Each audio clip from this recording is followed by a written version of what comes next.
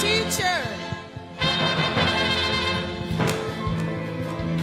And those are the members of the heavenly pantheon on the streets of gold. As our man of God makes a glorious entrance, the man of God of the universe.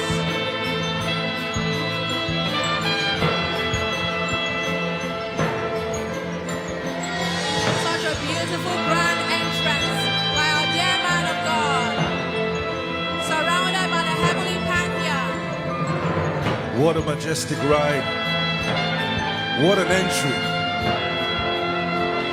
Can you see that?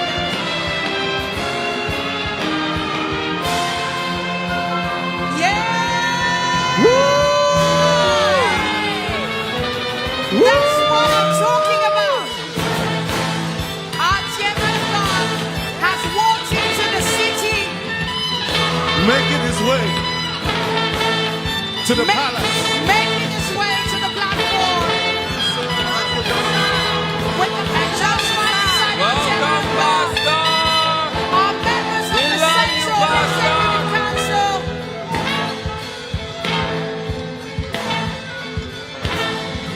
And there we have it. Our Happy Father, birthday, Our mentor. our Pastor. man of God, Our life coach. the President, Love World Incorporated. None other. Then Reverend Dr. Chris Oyakhilome. TSC. TSC.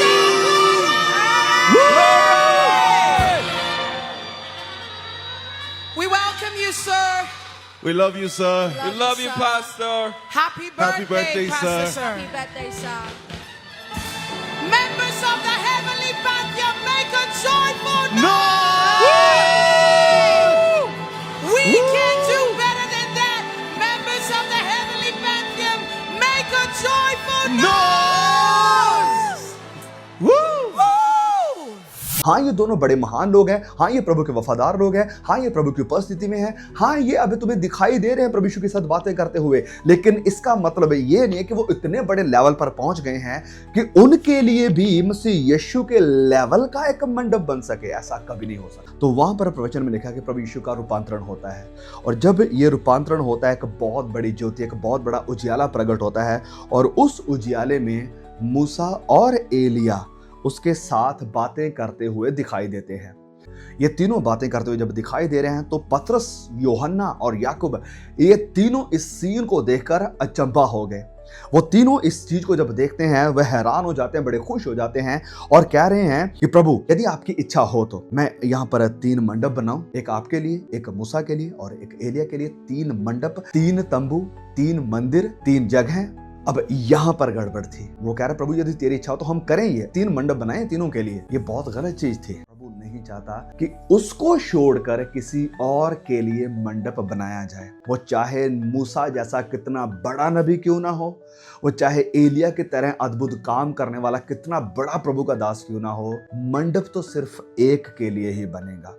झंडा तो सिर्फ एक ही का ऊंचा होगा, और वो मसीह यीशु का। और वो हमें दिखाई भी देता है आगे कि जैसे मैंने कहा था, इस बात पर ध्यान देना कि वह बोल ही रहा था कि बादल ने उनको ले लिया। अब वो उसने बात कंप्लीट भी नहीं करी थी, वो बोल ही रहा था। उसको परमेश्वर ने बीच में काटा कि नहीं, ऐसा कैसे हो सकता है? मूसा के लिए मंडप बनेगा, एलिया के लिए मंडप बनेगा? नहीं नहीं नहीं नहीं नहीं नहीं नहीं। हाँ, ये दोनों बड़े महान लोग हैं। हाँ, ये प्रभु के वफादार लोग हैं। हाँ, ये प्रभु की उपस्थिति में है। हाँ, ये अभी तुम्हें दिखाई दे रहे हैं प्रभु यीशु के साथ बातें करते हुए, लेकिन इसका मतलब ये नहीं है कि वो इतने बड़े लेवल पर पहुंच गए हैं कि उनके लिए भी मसीह यीशु के लेवल का एक मंडप बन सके। ऐसा कभी नहीं हो सकता। अपनी महिमा किसी के साथ वो शेयर नहीं करता। बादलों ने आकर दोनों को छिपा दिया। अब सिर्फ एक ही दिखाई दे रहा है, और वो है मसीह यीशु।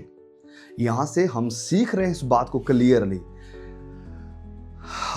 कितना भी बड़ा प्रभु का दास क्यों ना हो, मूसा की तरह कितना भी बड़ा नबी क्यों ना हो, जिसने लोगों को आज़ाद किया, जिसके द्वारा व्यवस्था मिली, जिसके द्वारा परमेश्वर का लॉ मिला, कितना भी बड़ा सा नबी क्यों ना हो, कितना भी बड़ा एलिया की तरह क्यों ना, कि अद्भुत काम उसने किए, आग बरसाई, मैं बरसाए, अकाल पड़ा इसके समय में, अद्भुत चीजें, अद्भुत विश्वास है, लेकिन कोई भी इस योग्य नहीं है कि वो प्रभु यीशु के लेवल की महिमा को, आदर को रिसीव करे। मसीह यीशु के लेवल का आदर रिसीव करे। और जैसे ही ये बात पतरस के मन में आ रही थी तो वचन में लिखा कि बादलों ने उसे छिपा दिया। जरूरी है कि जब भी कोई बड़ा नबी ऊंचा हो और लोग उसको ऊंचा उठाना शुरू करें, बादल आएं और उन्हें छिपा दें और लोगों को दिखाएं कि मंडप सिर्फ एक के लिए बनेगा, आराधना के योग्य सिर्फ एक ही है, झंडा सिर्फ एक ही का ऊंचा आना चाहिए और वो है मसीह यीशु। अब बाकियों का आदर करो लेकिन लिमिट तक। वो आदर इतना भी एक्सट्रीम ना चला जाए कि आपका वो आदर वर्शिप में, आराधना में तब्दील हो जाए। यहाँ पर हुआ क्या, बादलों ने जब उन्होंने कवर किया तो फिर आवाज आती है कि ये मेरा प्रिय पुत्र है, ये मेरा प्रिय पुत्र है। बाकी सेवक हैं, दास हैं, लोग हैं, नॉर्मल इंसान हैं, आपकी तरह नहीं है। वो पतरस, याकूब, यूहन्ना वो आपकी तरह ही आम इंसान थे जिन्हें प्रभु ने इस्तेमाल किया है अपने काम के लिए, अपनी महिमा के लिए, अपने लोगों के लिए।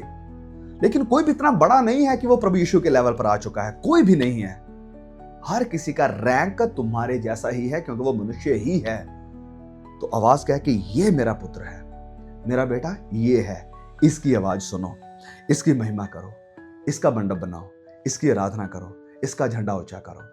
दुख की बात पता क्या है, आज लोगों ने मसीह यीशु को बादलों में छिपा दिया है और बहुत सारे सो कॉल्ड प्रभु के दासों को, अपने आप को प्रभु का दास तो वो कहते नहीं, बड़े बड़े जनरल्स को, बड़े बड़े अपने आप में पता नहीं कहाँ से रैंक बन गए इनके। बाइबल में तो कभी मैंने ये रैंक देखे नहीं और कभी देखा भी नहीं कि सजेस्ट किया जाए कि हाँ भाई तुम्हारी ये रैंक है। उनको एलिवेट कर दिया गया और मसीह यीशु को बादलों के पीछे छिपा दिया गया।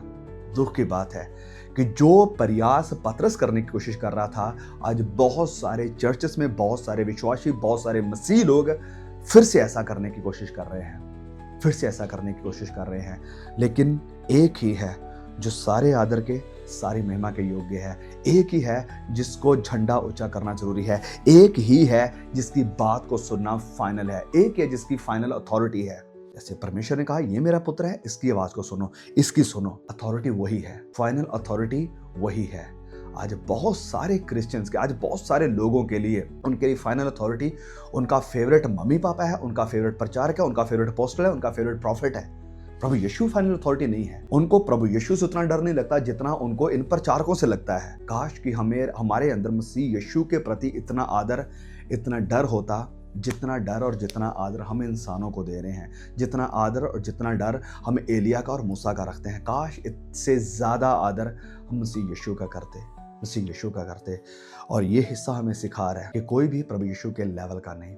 आज मुझे दुख होता है जब मैं कई बार लोगों को सुनता हूँ, कई बार सोशल मीडिया पर देखता हूँ, कई बार लोगों के कमेंट्स देखता हूँ, हम उसके हैं, हम इसके चर्च में जाते हैं, हम स्पेशल, हम बड़े, हमारी चर्च बड़ी, हमारी चर्च यूनिक, हमारी चर्च सबसे जिंदा चर्च है। दुख की बात है कि लोगों ने एक चर्च को, एक इंसान को एलिवेट करना शुरू कर दिया है, उनके लिए मंडप बनाना शुरू कर दिया है। अपने दिलों में उनके लिए मंडप बनाए हैं। और दुख की बात सिर्फ दिलों में नहीं, कई लोगों ने अपने घरों में उनके मंडप बना दिए हैं। उनकी फ़ोटो घर में रखेंगे, उनकी फ़ोटोज़ को वॉलपेपर पर लगाएंगे, उनकी फ़ोटोज़ को लेकर उनका मंदिर एक बना दिया गया। ऐसे भी घर हैं, ऐसे भी लोग हैं हमारे इंडिया में जिन्होंने पास्टर्स को, जिन्होंने प्रचारकों को, जिन्होंने इन लोगों को इतना ऊंचा लेवल दे दिया है। उनके नाम के गाने गाए जाते हैं, उनके नाम की वर्शिप करी जाती है, उनके नाम की फ़ोटोज़ निकाली जाती है, उनके नाम की फ़ोटोज़ यहाँ बाइबल पर लगाई जाती है। दुख की बात है क्योंकि हमें यहाँ देखने को मिल रहा है कि जब मूसा को, एलिया को ऐसे एलिवेट करने की बात हुई, बादलों ने तुरंत आकर उन्हें गायब कर दिया और सिर्फ मसीह यीशु दिखाई दे रहा था। और बात भी यही होती है, आवाज़ भी यही कहती है, इसकी सुनो, ये मेरा पुत्र है, ये मेरा बेटा है। बाकी सब दास है मेरे, बाकी सब वो लोग हैं जिनको मैंने इस्तेमाल किया है, वो और तुम्हारे लेवल के इंसान ही हैं, वो इंसान ही है। मेरा बेटा ये है, इसकी सुनो। क्या आप मसीह यीशु की सुनेंगे? क्या आप मसीह यीशु का झंडा ऊंचा करेंगे? क्या आप मसीह यीशु के लिए अपने हृदय में, अपने दिल में मंडप बनाएंगे? या अभी तक लोगों के लिए ही आपके अंदर, आपके मन में मंडप बना पड़ा है? परमेश्वर इस वचन के द्वारा आपको आशीष दे। प्लीज इसे शेयर करें, बहुत सारे भाई बहनों तक पहुंचाएं। मैं आपको दोबारा फिर मिलूंगा एक और नई वीडियो के साथ। तब तक के लिए प्रभु मुझे, आपको, हम सबको संभाल के रखे। आमीन।